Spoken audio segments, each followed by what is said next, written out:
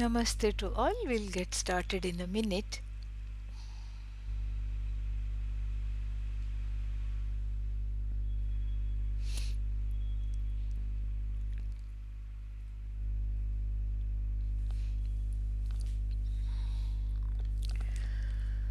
Om Sahana Vavatu Sahanau Bhunaktu Sahaviryam Karavavahai Tejasvinavadhitamastu ma vidvishavahai. Om Shanti Shanti Shanti. Verse 40, verse number 40, Satasloki class. And verse 39 talked about finding that thread of prana and catching hold of that to analyze the three states of existence and to falsify those states as the truth of the self, and understanding the truth of the self as that which inheres the states without becoming any one of them. So the antaranga sadhana of pranayama and the meditation was given. The pranayama and meditation to prepare the mind for the knowledge. But how does actually the knowledge take place? This is something which is very intriguing. How on earth can the knowledge take place? Because first of all we have a problem. What is the problem? The problem is that it is it is not something that can be taught. In the Kenopanishad, the teachers themselves say, atha kena anushishyat. How to teach this we ourselves don't know. Because this is not something available for upadesha, technically speaking. Even though we say Shravanam and all this, but really speaking, it is not an object that can be known. You cannot teach it as an object, so it is not available for upadesha like any subject matter in so many branches of knowledge, whether it is history, geography, engineering, science, etc. Unlike discrete branches of knowledge, it is not available. It is not available at all for any kind of objectification to teach as an object. Na vidmaha, na vijanimaha, na etat anushishyat. We don't know how to teach this as an object. The teachers in the Kathopanishad say this. So there is something which is very intriguing and interesting here, because if it is not taught as an object, then then of course we being Vedantins will be very quick to say, oh, then it can be taught as a subject. and not so fast. Why? Because the subject being self-evident need not be taught. Imagine going to Vedanta school and learning you exist. you already know you exist. And so here, this is something which is very, very interesting. And so you already know you exist. Your existence is not covered by anything. In fact, the effulgence, the radiance of your existence uncovers all objects in the universe, and itself cannot be covered, like even the sun, which brings to light everything, itself need not be brought to light. It brings itself to light. It is self-lit, and then everything else comes to light in whose presence? That is you. So you cannot be taught about you, because you are not an object. Okay, I am the subject. Well, since you are shining like the sun, you need not be taught that you exist. Asti Brahma is not a topic of teaching. Brahma asti, Brahman is there. That is not something to teach. That is not something to know. Because, why? Because what difference does it make to me? And so, therefore, the teaching is very nuanced because it goes to the place of Brahma Asi. Brahma Asmi, the one who is internalizing, will say, I am Brahman. That is the part where the teaching is a very specific thing, and it's more through lakshana, indicatory words, because really speaking, if sat chit ananda, the indicatory words to understand that you are the whole, if they were objects, then you will become limited, you being limitless. So the teaching has to take place in a very, very interesting fashion, through the negation, through the partial negation of who you are, the partial negation of who you are. And then what happens to that partial negation? Out of that partial negation comes the comes the comes the understanding that I am Brahman. So what is this partial negation? The things that do not belong, and the things that need not be counted in the eye, things that have vyabhichara, movement, contradiction, etc., are categorically removed, cognitively removed. Body undergoes changes, so body cannot be I. Mind undergoes changes, therefore never mind. And then what else? The senses undergo changes, so that is not counted in the I. So the I is simply the glorious, self evident witness of everything. And so this witness is also a temporary placeholder identity. And to this witness, the Upadesha is given that you are Brahman by the partial negation. You are is retained, and I am as good as the body, as good as the mind, given up. Tyaga here. And then that you are is equated to Brahman. So this is a very nuanced and an intricate teaching, and for which is inherited through the parampara, the guru parampara, the lineage, by following how the teacher taught you. In fact, when you go to the teacher for the teaching, you don't tell the teacher, please teach me.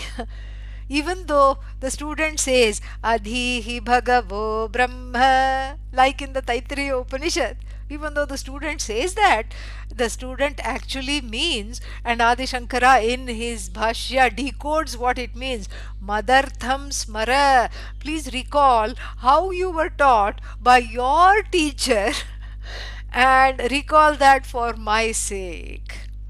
This is the teaching, really. It's just recalling.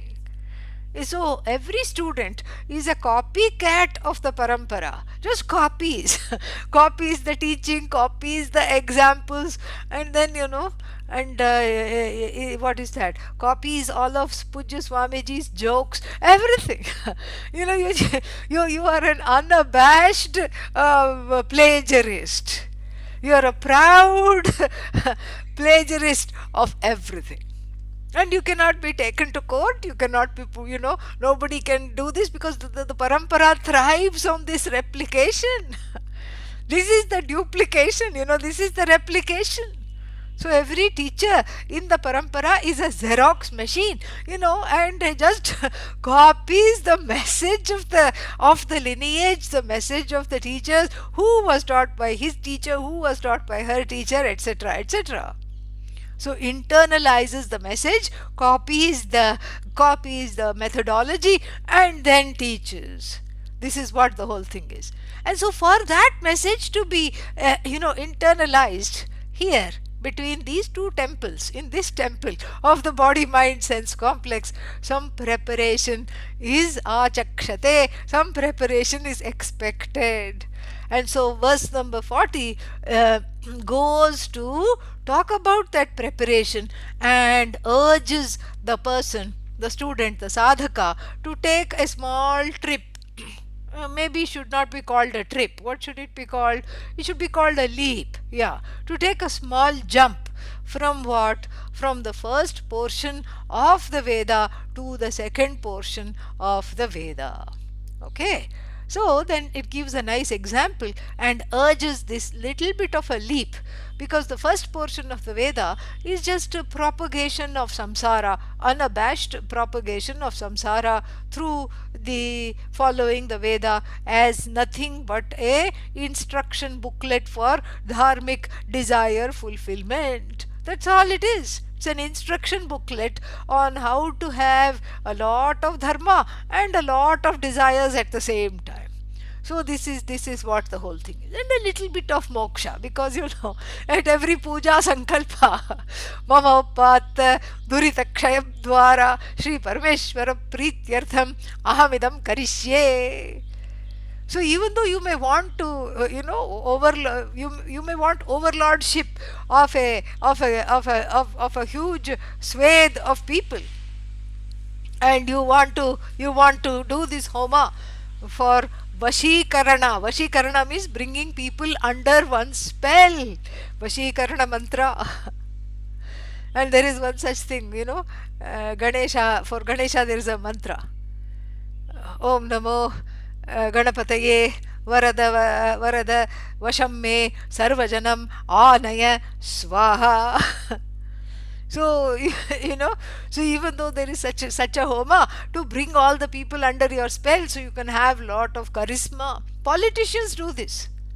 In fact, some so-called, what is that, god men and god women also do this, because there's no other way of fooling everyone at all times.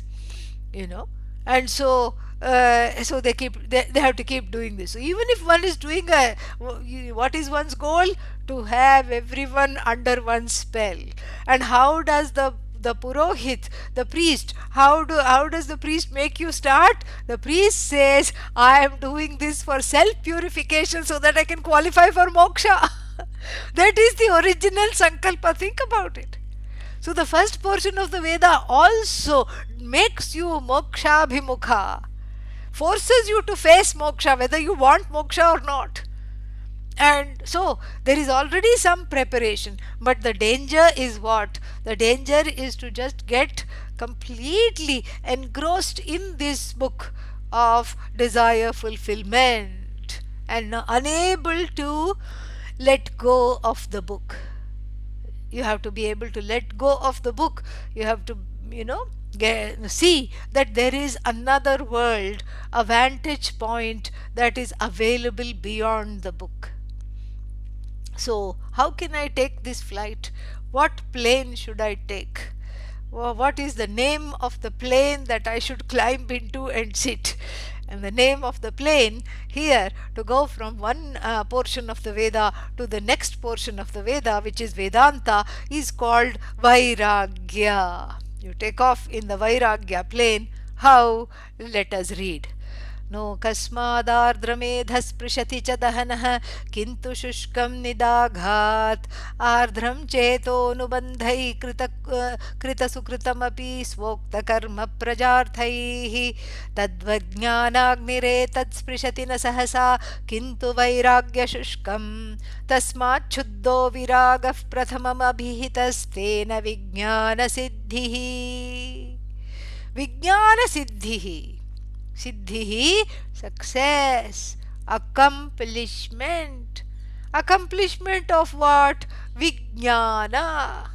You could have just said jnana. Why Vijnana? The jnana that is well assimilated is called Vijnana. The jnana that is owned up. It's not like Tattvamasi. You may be Tattvamasi. I am not Tattvam Asmi. I am not that. You may be Tattvamasi. So so that there is no room for any kind of a disowning of that jnanam, or thinking that it applies to the whole world except myself. So therefore it is Vijnana, well ascertained knowledge. Vijnana Siddhihi, the accomplishment. Rather, since it is not outside of you to accomplish, so since you are already of the nature of Satchidananda, which is indicated through the complex and sophisticated methodologies deployed by the Shastra, so therefore what? So this accomplishment is an as though accomplishment.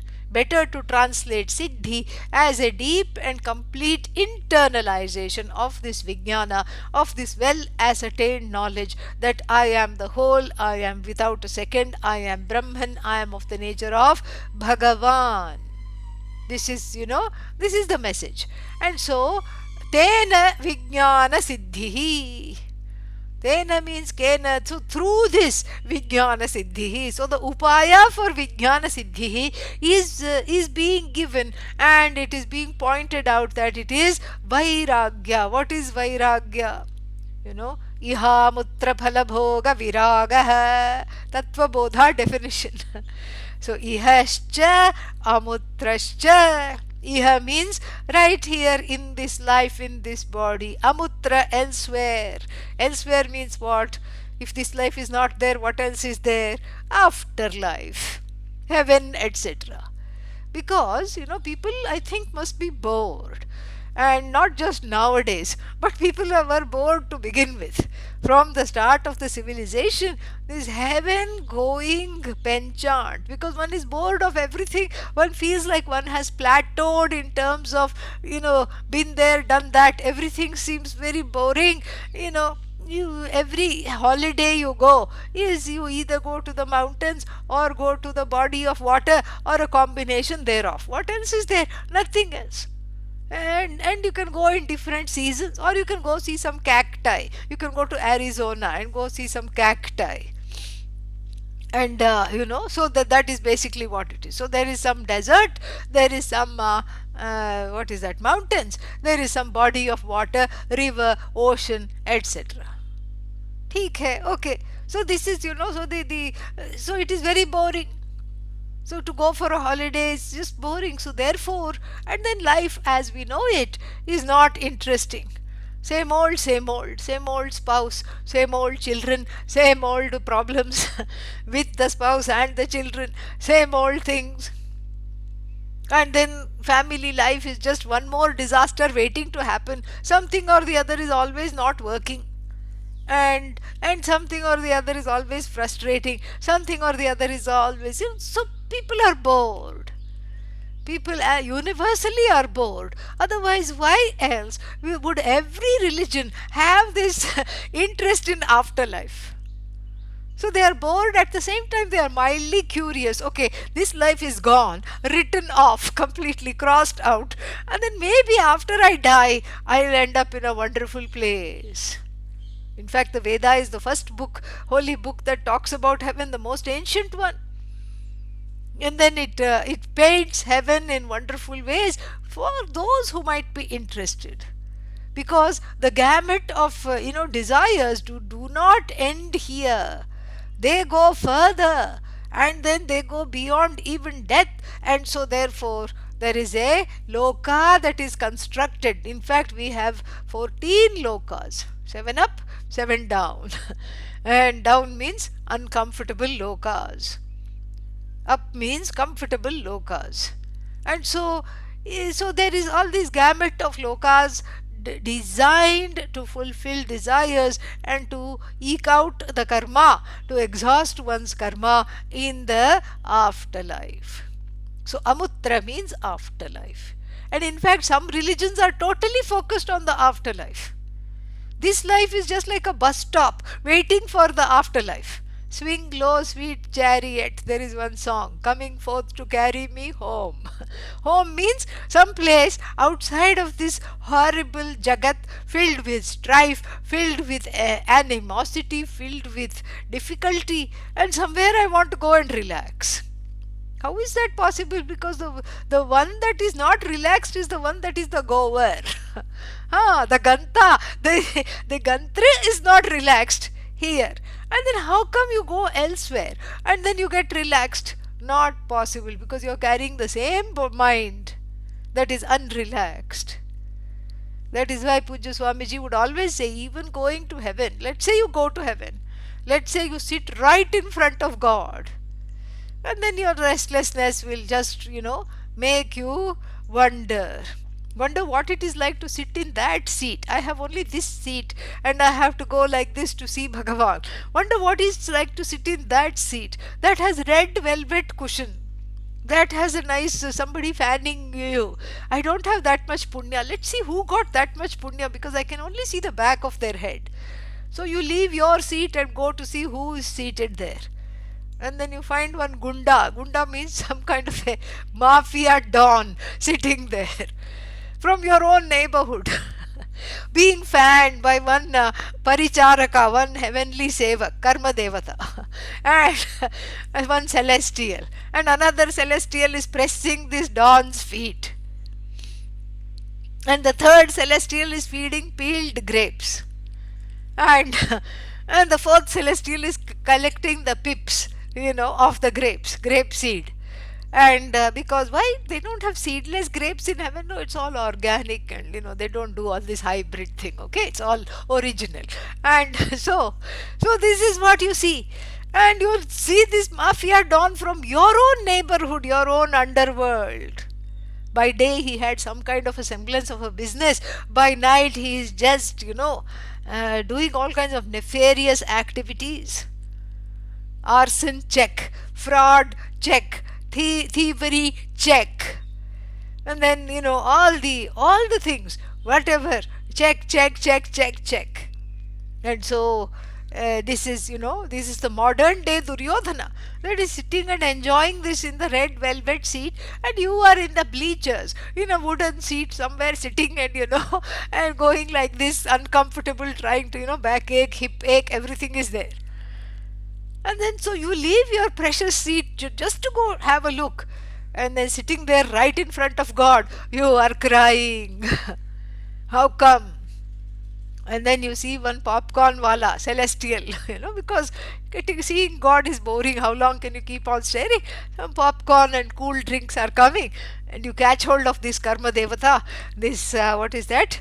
This kiosk celestial, and then you find out, well, how come that fellow is sitting there, and I was a student of Vedanta, I was a great bhakta, and I was always wanting to, I was always telling everybody, go pray.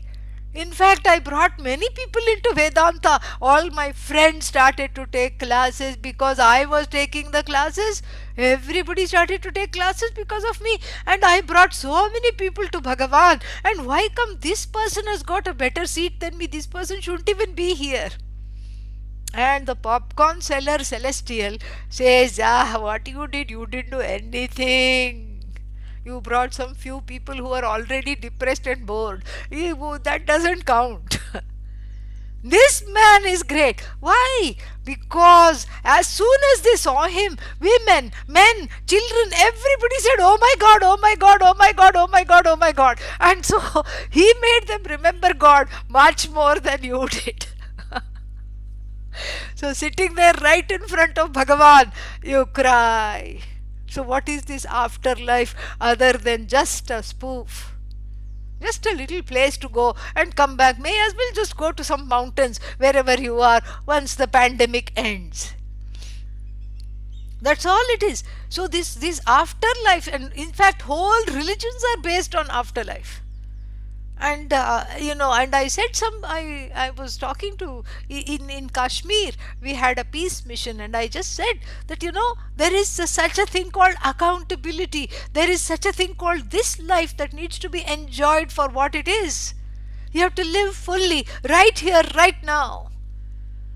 The point of life cannot be afterlife. Otherwise, what for is this life? This is not a bus stop. And it was news to them. They said, really? I said, yes. It was news to them. I was there with some Sufi saints, and so we all had gone, and we were doing some kind of an interfaith meeting there. And so the point of it is that the gamut of desires being so huge in the human mind that one is focused on what is happening also after I die. What will happen? Where will I go? And I want to not only where will I go, that's enough, that's okay. You have some curiosity, some desire to know, some jignasa is there, that's harmless, right? Well, I want to reserve a place in heaven.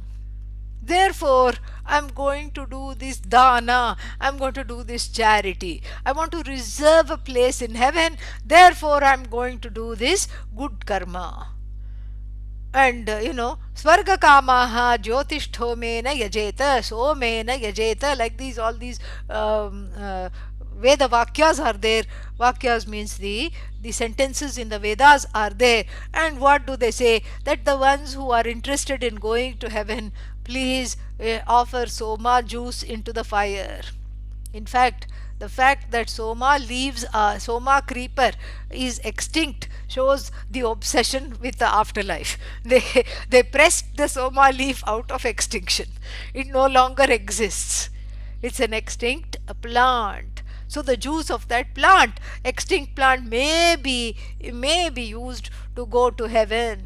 All these things are there. Again, the heaven is a desire right here, right now. And in fact, it's not even a raga, it is a dvesha. It is a desire to get out of the situation that one is confronting. Therefore, some kind of an imaginary wonderful place is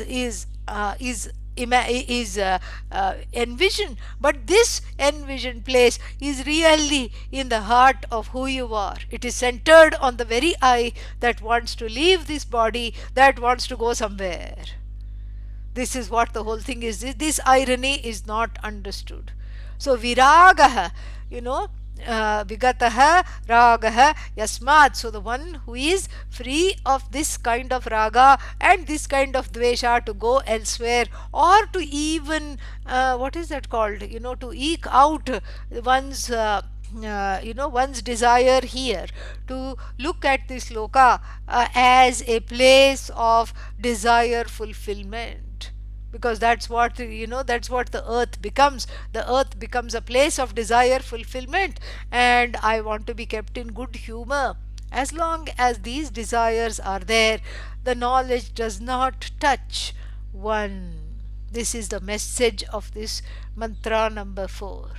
And the example that is given is very beautiful. Ardra indhanam iva. Indhanam, it doesn't say, something else is edha. Yeah, edha. Same thing. Indhanam is equal to edha. Ardra indhanam iva. Ardra edha iva. Ardra means wet. Wet log. And so you try to light the wet log, and you keep putting the fire towards it. Then what will happen? It will smoke, and then the vapor of the wetness will come out, but it will not catch fire. So the one with a lot of raga dveshas is waterlogged with raga and dvesha, and then is like a wet rag that doesn't catch on fire. Why rag? Because I anglicized raga. Okay, a ball of wet raga, rag, that simply will not catch fire. And so what is the wetness? The wetness is being what is that? Burdened by all the gamut of desires that one has in the heart. I want to do this. No, I want to do that. After this, I want to do that. And then, okay, now what are you going to do? You are 92 and a half. Now what? Now also I have a list. What is that list? Bucket list. Bucket list means before you kick the bucket, you have a list. Before kicking the bucket, you have a big list of things to accomplish. I want to go here. 92.5. Where are you going to go? I want to go here. I want to go there. I want to go bungee cord jumping. Don't worry, just wait a few years. Next life, Bhagavan will make you a spider. You can enjoy bungee cord jumping from birth. Don't worry. No, I want to do it right now. And I want to have this. I want to have that. And so the list of desires don't go. Even with age, they don't go. This is a very interesting thing pointed out in the Bhaja Govindam. And then what is that?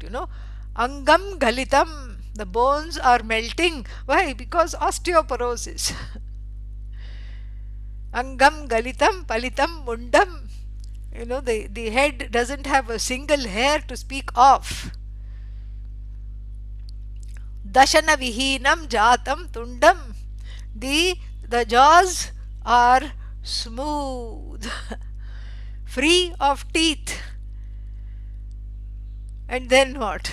Vriddho yati grihitva dandam. Somehow the vriddha, the elderly person, 92.5, is going, shuffling with a stick, grihitva, having held on to a stick, shuffling along and carrying a big, what is that, a big thing. Tadapina munchati, the big baggage. Tadapina munchati asha, something, jatun tandam, asha pinda, that is the big packet.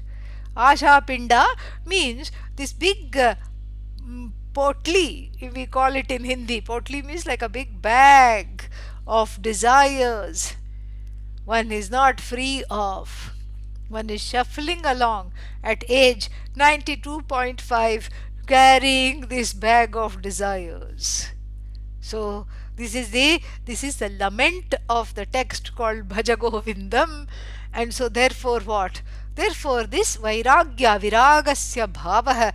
So this state of getting to the place of training the mind, the heart for this knowledge is called vairagya. And this vairagya is allowing the desires that are not conducive to the gain of myself as limitless joy, limitless wholeness, to allow those desires to drop. This is not some kind of a forced thing, because if you force the desires to drop, they will come back with a vengeance. They will haunt you in your dreams. Boo! They will come back they'll redouble their efforts to get fulfilled. So therefore what? Therefore you allow them to drop. How to allow them to drop? Simple, just like how you have allowed the desire for dolls and trains and trucks to drop. Before that you never thought, when you were small you thought you couldn't live without this teddy bear. And you couldn't live without this doll, without this truck, whatever it was. And then you grew out of it. Why? Because you caught hold of some other desire. Naturally, one desire is replaced by another desire, and that's how you grow out of the previous desire. You are a master at that. You have done this all along.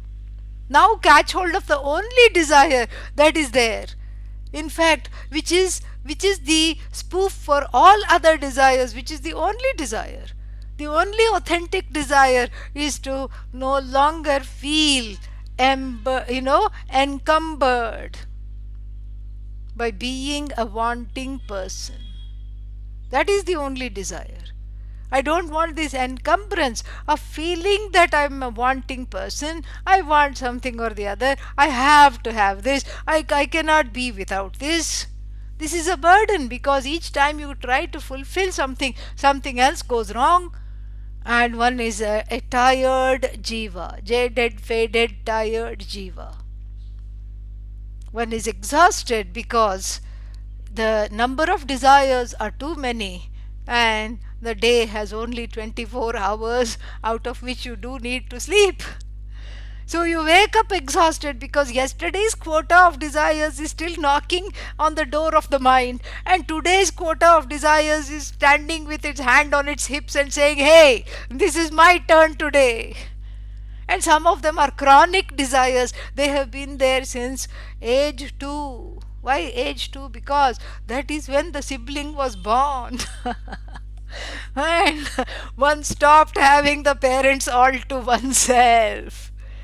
And then there was this crying being, always crying all the time. And here were the parents suddenly the parents who were decent caregivers suddenly turned into these frenzied, anxious people. And let's say the sibling was born with some, delicate condition, so they were even more anxious all the time. And this little child thing, hey, they never did anything. When I cried, they let me cry. And this one opens its mouth and then they just go to comfort it. What's wrong? And then that sibling also becomes two. And then what are you? You are four at this time. And that sibling bursts one balloon, literally. Your birthday balloon. And that sibling wants to get it. No, no, it's mine, it's my birthday. And gone. Big noise comes. Finished. And at age 62, one is grieving that 2 year balloon. The 2 year old burst my balloon. One is grieving at age 62. This is called a frozen need. And even though you can have all the balloons in the world, you still want that balloon and that feeling of being deprived. So, you see, this vairagya is not a small thing. So, the cultivation of vairagya, you have to catch on to something bigger than what is confronting you. And so, why not go big? This is the thing in politics these days. With that, what is that, coronavirus relief? Go big, don't go small. Go big. Here also go big. They got this from Vedanta only. Go big. Pujya Swamiji used to say, go big. Be like me. Think big. Be big. How to be big? Be big means it's an ashirvada, it's a blessing to be Brahman, because Brahman is the biggest thing you can be. In fact, you already are. So discovering that inner bigness is very much connected. There is an intrinsic connection to discovering that inner bigness and the dropping of the desires. The dropping of the desires happens at in tandem with discovering one's bigness. But how to discover the bigness? Put the heart on put the ahankara, the mind, etc. on a diet of Vedanta. Day in and day out, you are big, you are whole, you are free, you are limitless. Something wears in. Something goes in. And then, so that is part of it. And the other part of it is to have, viveka and vairagya go hand in hand. Viveka means I have the ability to discern between that which is lasting and that which is not. And what I want is the forever. Because even if even if one is getting married, one says, I want this to last forever. And then, even if one is having a job in India, you go tell somebody, I got a job, I got a new job. They'll say, is it permanent? No, no, I'm on probation for 6 months. So you see, it's not the job, it's the permanence. It's not the marriage, it's the permanence. It's not the bank account, it's the permanence. That permanence is the source of security for the insecure jiva. But that permanence is centered on the very person who is looking for that permanence. The insecure person happens to be secure. The person who thinks I am impermanent happens to be permanent. This has to be discovered. And until it is discovered through the Shastra, through an exposure to the teaching, you have to have Shraddha. Shraddha means some reverence, some open-mindedness towards the knowledge. Okay, yes, this permanence is what I seek, but that permanence is transferred onto objects from the subject, because the subject is unable to objectify herself, himself, and so the subject is not locally available to be objectified, and so the desire for permanence is transferred onto objects that are in themselves impermanent. So anitya vastuni, and this is a certain kind of a transference. So in the anitya vastu, in something, in a thing that is not there forever, you want to transfer the forever. The forever is you. You are forever. There is no other forever. And to discover this, so the viveka is needed, that I am what I seek. And then the Vairagya is a twin of Viveka. Vairagya means taking the time to not actively pursue those things in life that lead to disappointment. Like the Bhagavad Gita says, Ye hi samsparshaja bhogaha dukkhayonayah evate. Anything that you contact, sprishyate iti sparshaha, so that which you touch, anything that is touched by you, so the objects of delight, objects that give you joy, that you think give you joy, objects include notions, beliefs, etc., and other subtle things also. Anything that you think gives you joy, what is that? They dukkhayonayah evate, they lead straight to sorrow. Ah, they are born of sorrow, they lead to sorrow. Why? Because they are simply there, they are simply in the form of words and meanings, names and forms. They are subject to destruction. Nashvaraha. They are subject to destruction when? Always. And then, so therefore what? Adyantavantah kaunteya. So they are finite. How do we know they are finite? Because they are Adiman and Antaman, Antavan. So they are Adiman and Antavan. So because they have a beginning and then they have an end, that's how we know they are finite. Whereas I'm not going to be happy with gaining that. I have no, because I want that which doesn't come to an end. And so this should be the focus, and therefore this nateshu ramate buddha. The wise do not revel in objects because they are focused on the subject, and the subject I is always is always delightful. That's why one likes to talk about oneself. In fact, even if one is shy to talk about oneself, one likes it when other people are talking about you, you enjoy. What was it that you said? I didn't hear. Can you please repeat that? Can you say one more time what you see in, what you said about me? About how I handled that meeting, what you saw in me as a leader? Can you please say that one more time? This shows the love of the self. The self is absolutely, totally, completely lovable. In fact, all the love for objects is just a projection of the love that is the self. And so, that being the case, you cultivate this love for the self, not at the level of that which is impermanent, like standing in front of the mirror, love for the body, and then priding oneself because one has finished a Sudoku puzzle in record time, love of the mind. And then being able to say which kind of pakodas are frying, blindfold, love of the senses. In fact, there is, in India, there we have all kinds of contests. In America, there is one, whatever, some eating contest. How many hamburgers you can eat? How boring! This is nothing. Here in India, there is one contest in some village in Rajasthan.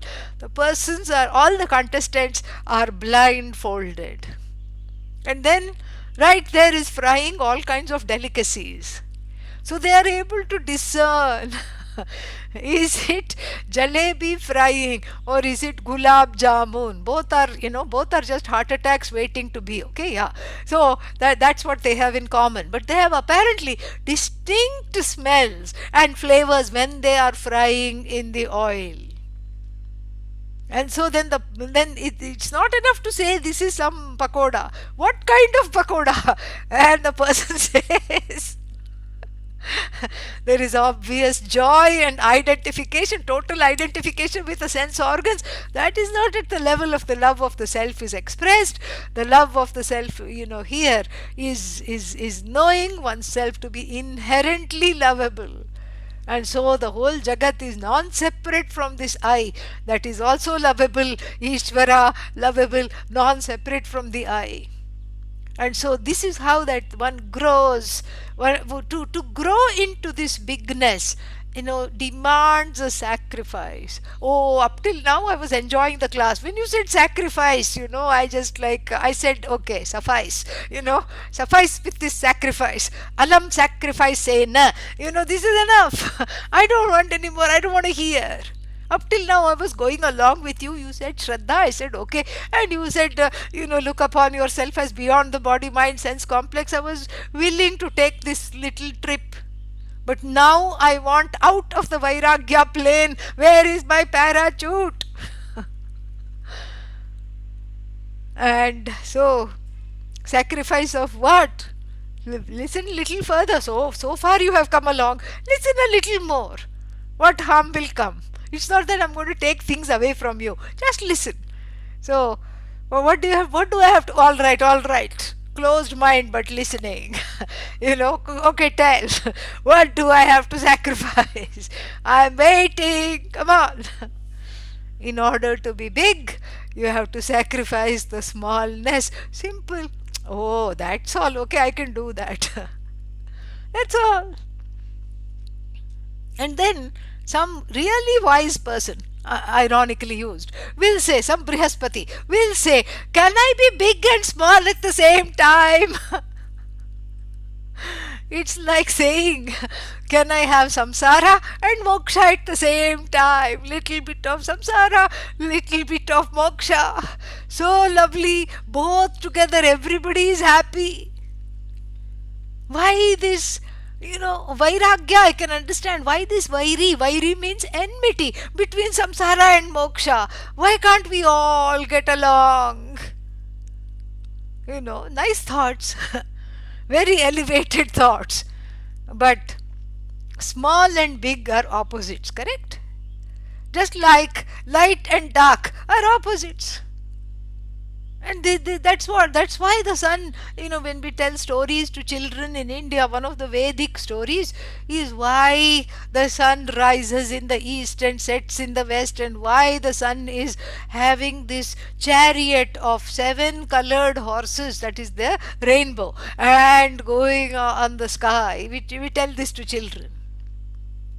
Why? Because Narada went to him, and Narada, and of course brings news.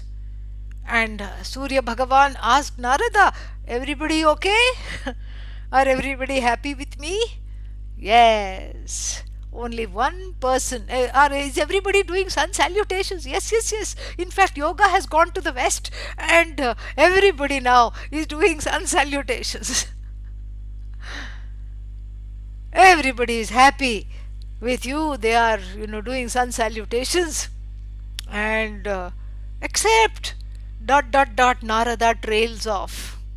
And Narada has this very wonderful habit of inculcating self growth. And so, who? What? Why did you stop? Finish your sentence, Narada. Narada says, there's only one person who doesn't want to even look at you. Who? Ratrihi, Miss Night. Really? Where is she now? In fact, that's why she called Miss Night, because you keep missing her. And right now, she's going to America. Okay, I'm going there. And he turns around the horses and goes as far as they can, fast as they can carry him, goes to America. Narada sits for the ride right next to him.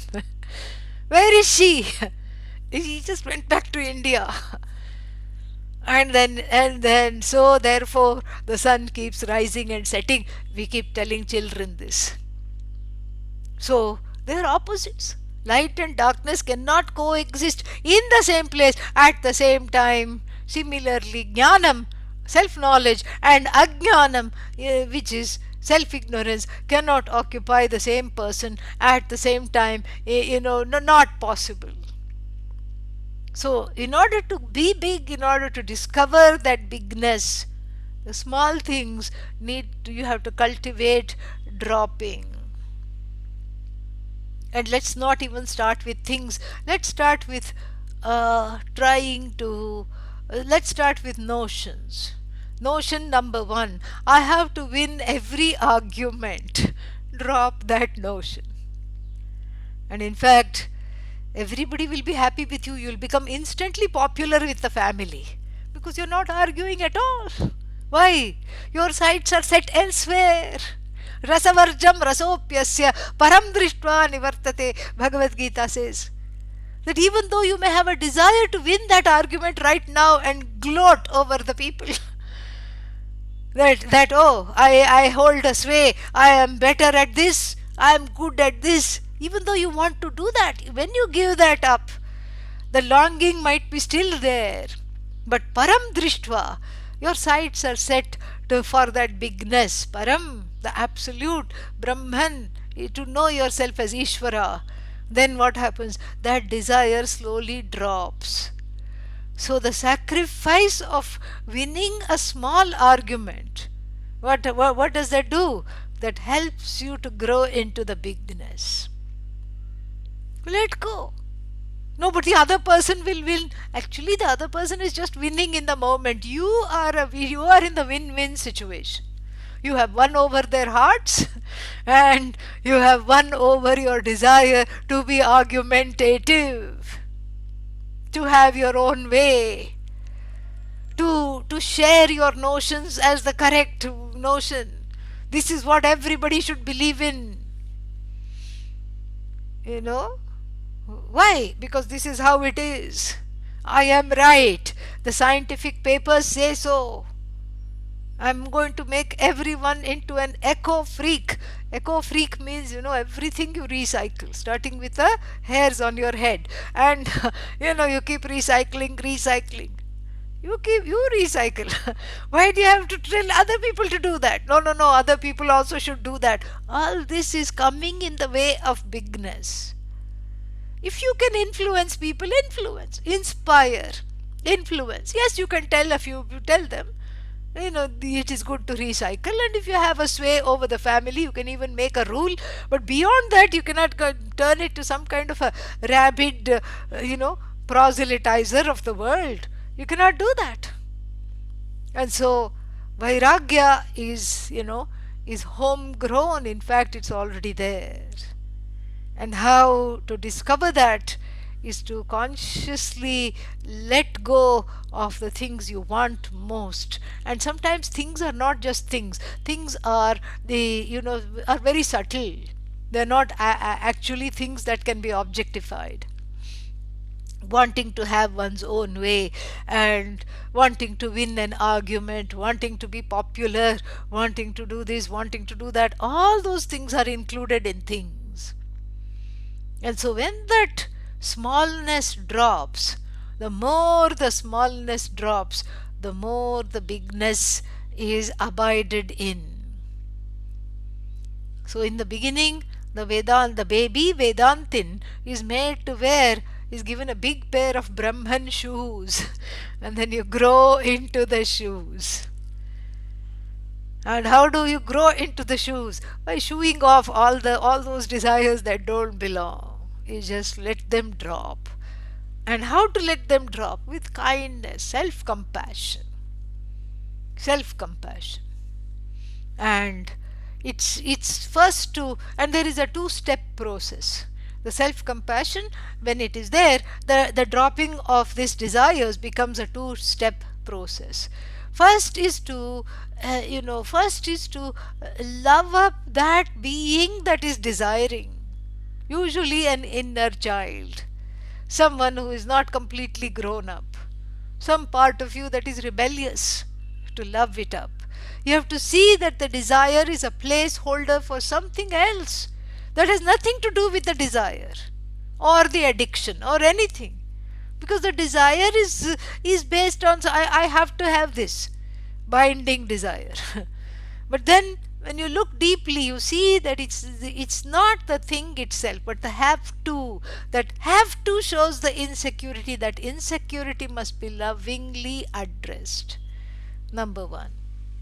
Number two, the binding desires, which mean those which I cannot do without, I think I cannot do without them, have to be put on a diet of deferred fulfillment, deferred gratification. Because if you say I'm not going to gratify them, and that's bad news. So you put them on a diet of deferred gratification. I have to have chocolate cake right now. Well, let me see if I can go until tomorrow.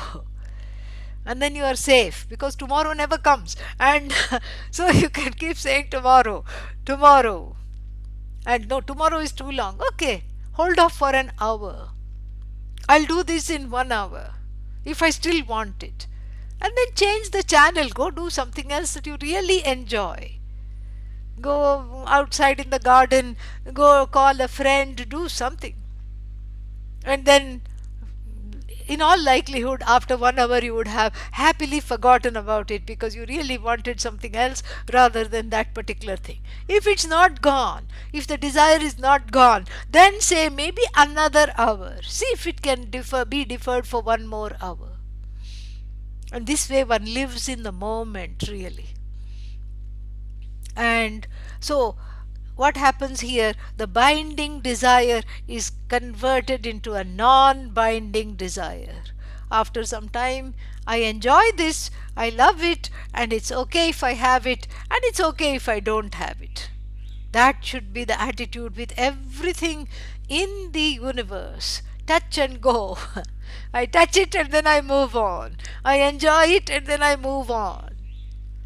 And I could see this in the life of Pujya Swamiji. Somebody would bring him something very elaborate, something which nobody had seen, and in fact he hadn't seen. And that was very difficult because he had seen everything, he knew everything because he knew himself. So he knew Brahman, he knew everything.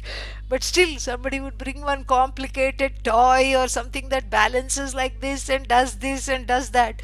And I saw one such contraption being brought carefully up the stairs to Swamiji's sitting room. And then it was presented with a flourish. Hold it, this is what happens. And Swamiji held it, enjoyed it, did that. And then somebody else came and slowly it just dropped from his hand. And then the people that had given rushed to rescue it. You know, he was not dropping it literally, he didn't want to destroy it. But such is the orientation to objects in the world. And sitting there, I just learned so much in that moment. I just learned so much to just allow things that are expensive, things that are so like these collector's item, etc., just to slip through the fingers.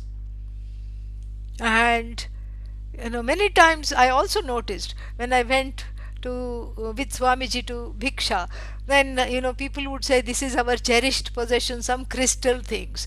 And then they would not let Swamiji hold it for this because they were long time students. They knew what the risks were here. They would say, and he would also not hold it, he would just admire it from far. So this is how one grows. It's like a touch and go. And this week's homework is see how many things, before we can get into this verse and enjoy the nuances, how many things can you touch and go? You touch it and you touch it, enjoy it. Let it fill you up, and but then let it help you to discover that you are the fullness, and that fullness is enjoying fullness. Purnamadaha Purnamidam. It's the fullness of you that is enjoying the fullness of you as Ishvara in the form of this thing which has a nama and rupa. So fullness enjoys fullness, fullness begets fullness, and you cannot take away anything from fullness, and that fullness I am. This is what is that, this is the practice of Vairagya is as good as Jnana Abhyasa, really. It's as good as contemplation. And so this is what is that? Only in Sanskrit class there is homework, but here also there is homework. And what is the homework? See how many things you can touch and go, and we'll take stock next time. Okay, we will touch base next time about this. Om Purnamadah Purnamidam Purnat Purnamudachyate Purnasya Purnamadagya Purnamevavashishyate. Om Shanti Shanti Shanti. Harihi Om Shri Gurubhyo Namaha. Harihi Om. Remain happy. All the best. Take care. Om. Thank you, Ma. It's very wonderful. Very nice. Oh, so glad you enjoyed it. Wonderful. Thank Thank you. you, Ma. Thank you Thank so you. much. Yeah,